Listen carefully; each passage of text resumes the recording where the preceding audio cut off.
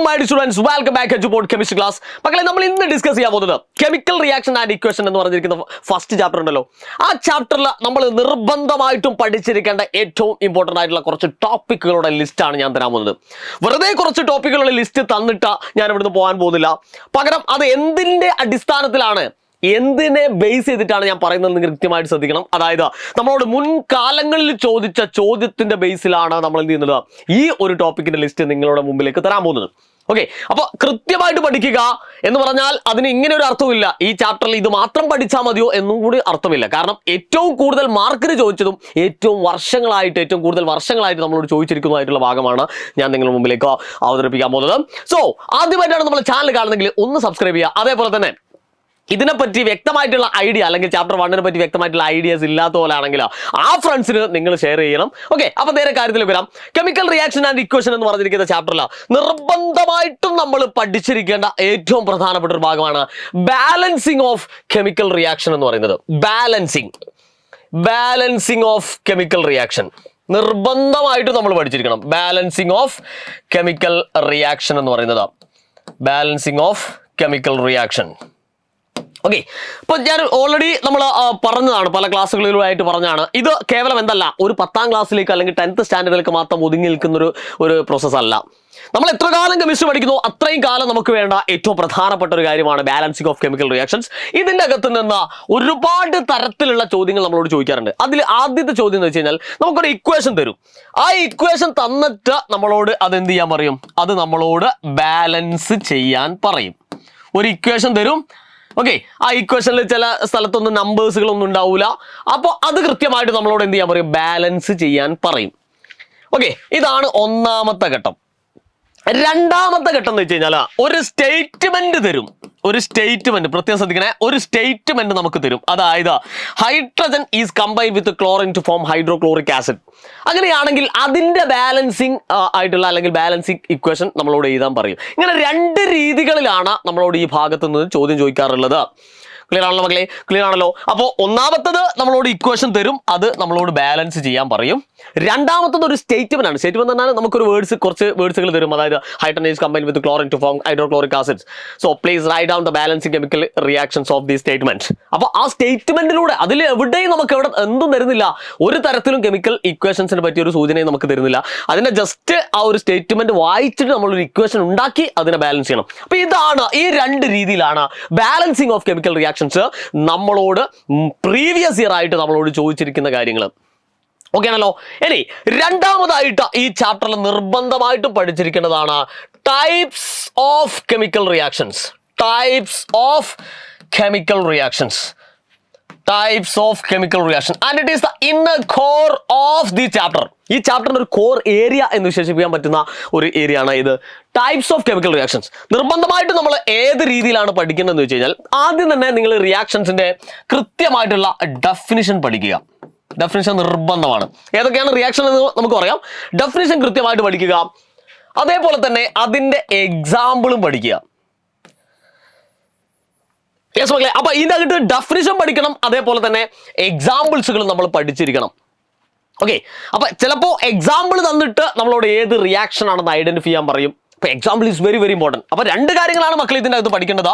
ഒന്ന് അതിന്റെ ഡെഫിനിഷൻ പഠിക്കുക, രണ്ടാമത് എക്സാമ്പിൾ പഠിക്കുക. ഓക്കെ, അപ്പൊ ഏതൊക്കെ കെമിക്കൽ റിയാക്ഷൻസുകളാണ് നമ്മളെ ലിസ്റ്റിലുള്ളതെന്ന് വെച്ച് കഴിഞ്ഞാൽ that is number one combination reaction. ഏതാണ് മക്കളെ? First one is combination reaction. Number 2 decomposition reaction. ഏതാണ്? Decomposition reaction. C displacement reaction. Displacement reaction നമ്മൾ പഠിച്ചിരിക്കണം. D double displacement reaction. Then ഈ ഓക്സിഡേഷൻ ആൻഡ് റിഡക്ഷൻ. ഓക്കെ ആണല്ലോ മക്കളെ? ഓക്കെ ആണല്ലോ? അപ്പൊ ഇത്രയും റിയാക്ഷൻസുകളാണ് മുൻ വർഷങ്ങളിൽ ഏറ്റവും കൂടുതലായിട്ട് ചോദിച്ചിരിക്കുന്നത്. ഞാൻ വീണ്ടും ഓർമ്മിപ്പിക്കുകയാണ്, ഇതിന്റെ കൃത്യമായിട്ടുള്ള ഡെഫിനിഷൻ നമ്മൾ അറിഞ്ഞിരിക്കണം, അതിന്റെ എക്സാമ്പിൾ നമ്മൾ അറിഞ്ഞിരിക്കണം. നേരെ തിരിച്ച് നമ്മളോട് ചോദിക്കാറുണ്ട്, എക്സാമ്പിൾ തന്നിട്ട് ഏത് റിയാക്ഷൻ ആണെന്ന് ഐഡന്റിഫൈ ചെയ്യാൻ പറയും. അപ്പൊ വളരെ ഇമ്പോർട്ടന്റ് ആണ് അതിന്റെ ഡെഫിനിഷനും അതേപോലെ തന്നെ എക്സാമ്പിൾസുകളും. ഇതൊക്കെ കൃത്യമായിട്ട് നിങ്ങൾ പ്രാക്ടീസ് ചെയ്യുന്നുണ്ട് എന്നുള്ള വിശ്വാസത്തിലാണ് ഞാൻ ഇതൊക്കെ പറയുന്നത്. ഓക്കെ, അടുത്തതായിട്ട് വരുന്നത് നമുക്ക് എന്താണ്, കൊറോഷൻ എന്ന് പറഞ്ഞിരിക്കുന്ന ഒരു ഏരിയ ഉണ്ട്, കൊറോഷൻ. ആ കൊറോഷനിൽ വരുന്ന ഏറ്റവും പ്രധാനപ്പെട്ട ഒരു ചോദ്യമാണ്, what are the methods to prevent corrosion or prevention of corrosion, അല്ലെ? പ്രിവെൻഷൻ ഓഫ് കൊറോഷൻ, കൊറോഷൻ തടയാനുള്ള മാർഗങ്ങൾ എന്തൊക്കെ എന്ന് പറഞ്ഞുകൊണ്ട് നമ്മളോട് ചോദിക്കും. ഓക്കെ, അതിൽ നമുക്ക് എന്തൊക്കെ പറയാം? പെയിന്റിങ് പറയാം, ഓയിലിംഗ് പറയാം, ഗ്രീസിങ് പറയാം. അതേപോലെ തന്നെ അതിൽ വരുന്ന ഒരു പോയിന്റ് ആണ് ഗാൽവനൈസേഷൻ എന്ന് പറയുന്നത്. Galvanisation. And what is galvanization? It is a coating of zinc. സിങ്കിനെ കോട്ട് ചെയ്യുന്ന പരിപാടിക്കാണ് ശരിക്കും നമ്മൾ എന്ത് പറയാ, ഗാൽവനൈസേഷൻ എന്ന് പറയുന്നത്.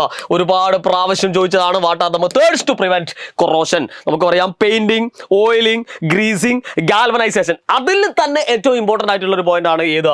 What is galvanization? It is a coating of zinc. Zinc coat ചെയ്തുകൊണ്ട് നമ്മൾ കൊറോഷനെ പ്രിവെന്റ് ചെയ്യുന്ന പരിപാടിക്കാണ് നമ്മൾ ഗാൽവനൈസേഷൻ എന്ന് പറയുന്നത്. ക്ലിയർ ആണല്ലോ മക്കളെ? റെഡി ആണല്ലോ? അപ്പോൾ ഒന്നാമത്തെ ചാപ്റ്ററിൽ ഏറ്റവും കൂടുതൽ കാലം നമ്മളോട് ചോദിച്ചതും ഏറ്റവും കൂടുതൽ മാർക്കിന് ചോദിച്ചതുമായിട്ടുള്ള ഒരു ടോപ്പിക്കിന്റെ ലിസ്റ്റാണ് ഞാനിവിടെ തന്നിരിക്കുന്നത്. അത് കൃത്യമായിട്ട് നിങ്ങളുടെ മനസ്സിൽ ആഞ്ഞു പതിപ്പിച്ച് വെക്കുക. അപ്പൊ ഇതിനൊക്കെ ഡീറ്റെയിൽ ആയിട്ടുള്ള രസകരമായിട്ടുള്ള ക്ലാസ്സുകളൊക്കെ നമ്മൾ എടുത്ത ഒരു സ്ഥലമുണ്ട്, അല്ലെ? ഓൾറെഡി ചില കുട്ടികൾ അതിൻ്റെ അകത്ത് ജോയിൻ ചെയ്താണ്. ഇനി ജോയിൻ ചെയ്യാത്ത കുട്ടികളോടാണ് ഞാൻ സംസാരിക്കുന്നത്.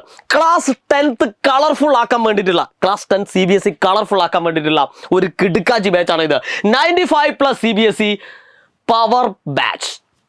ഓക്കെ, അപ്പൊ പവർ ബാച്ചിലേക്ക് ജോയിൻ ചെയ്യാനുള്ള ലിങ്ക് നമ്മൾ താഴെ കൊടുത്തിട്ടുണ്ട്. വേഗം തന്നെ ജോയിൻ ചെയ്യുക. അത് പറയാൻ പ്രധാനമായിട്ടും 2 കാരണങ്ങളാണ്. ഒന്ന്, നമ്മൾ വേഗം തന്നെ ജോയിൻ ചെയ്ത് കഴിഞ്ഞാൽ അതിലെ ആ ഒരു പഠനത്തിലേക്ക് നമുക്ക് ഇറങ്ങി വളരെ റിലാക്സ് ആയിട്ട് പഠിച്ചു തുടങ്ങിയിട്ട് നമുക്ക് ഉദ്ദേശിക്കുന്നതിനേക്കാൾ കൂടുതൽ സ്കോർ ചെയ്യാൻ പറ്റും. ഇതാണ് ഒന്നാമത്തെ കാര്യം.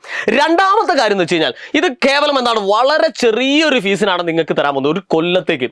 അപ്പൊ ഈ ഫീസിന് എന്തൊക്കെ കിട്ടും എന്നാണ് നിങ്ങൾ ചോദ്യമെങ്കിലോ, ഹൈലി എക്സ്പീരിയൻസ്ഡ് ആയിട്ടുള്ള ടീച്ചേഴ്സ് എടുക്കുന്ന റെക്കോർഡ് ലൈൻ ലൈവ് ക്ലാസ്സുകളുണ്ട്, മെന്റർ സപ്പോർട്ട് ഉണ്ട്, അതേപോലെ തന്നെ PYQ എക്സാംസുകളുണ്ട്, അങ്ങനെ സബ്ജക്റ്റ് വൈസ് ക്ലബ്ബുകളുണ്ട്, എക്സാം ഫോക്കസ്ഡ് സ്പെഷ്യൽ ലൈവ് സെഷനുകളുണ്ട്, പിന്നെ കോംപ്രഹെൻസീവ് സ്റ്റഡി മെറ്റീരിയൽസുകളുണ്ട്. ഇതൊക്കെ നിങ്ങൾക്ക് ലഭിക്കാൻ പോകുന്നത്. അങ്ങനെ ഒരു എണ്ണിയാൽ ഒടുങ്ങാത്തത്ര ഫീച്ചേഴ്സുകൾ നിങ്ങളെ നിങ്ങളെ പഠനത്തിന് സഹായിക്കാനായിട്ട് വരും. ഓക്കെ, അപ്പോൾ ഇതൊക്കെ നിങ്ങൾക്ക് ലഭിക്കുന്നത് ചെറിയൊരു ഫീസിനാണ്. അപ്പോൾ ജോയിൻ ചെയ്യാനുള്ള ലിങ്ക് നമ്മൾ താഴെ കൊടുത്തിട്ടുണ്ട്. അതേപോലെ തന്നെ പല കുട്ടികളും ചോദിക്കാറുണ്ട്, സാറേ ക്ലാസ് 10 CBSEന്റെ നോട്ട്സുകൾ എവിടെ കിട്ടും, അതേപോലെ തന്നെ അതിന്റെ അപ്ഡേറ്റ്സുകൾ, ക്വസ്റ്റ്യൻസുകൾ, ഇതൊക്കെ എവിടെ കിട്ടുക എന്ന് വെച്ച് കഴിഞ്ഞാൽ അതിന് ഉത്തരവുണ്ട്. നമ്മളെ കമ്മ്യൂണിറ്റി ചാനലുണ്ട്, കമ്മ്യൂണിറ്റി ചാനലിലേക്ക് ജോയിൻ ചെയ്യാൻ മതി. അല്ല സാറേ ഇതിന് ഇനി വേറെ പൈസ കൊടുത്ത് നമുക്ക് ജോയിൻ ചെയ്യാൻ പറ്റില്ല. എടാ, ഇതിന് പൈസ വേണ്ട, ഫ്രീ ആണ്. ഓക്കെ, അപ്പോൾ അതിന്റെ ലിങ്കും നമ്മൾ താഴെ കൊടുത്തിട്ടുണ്ട്. അപ്പോൾ 2 ലിങ്ക് നിങ്ങൾക്ക് താഴെ കാണാം. ഒന്ന് നമ്മളെ പവർ ബാച്ചിലേക്ക് ജോയിൻ ചെയ്യാനുള്ള ലിങ്കും അതേപോലെ തന്നെ കമ്മ്യൂണിറ്റി ചാനലിലേക്ക് ജോയിൻ ചെയ്യാനുള്ള ലിങ്കും. വേഗം തന്നെ ജോയിൻ ചെയ്യുക, അടിപൊളിയായിട്ട് പഠിക്കുക, ക്ലാസ് 10 CBSE കളർഫുൾ ആക്കുക. വീണ്ടും കാണാം. Good bye.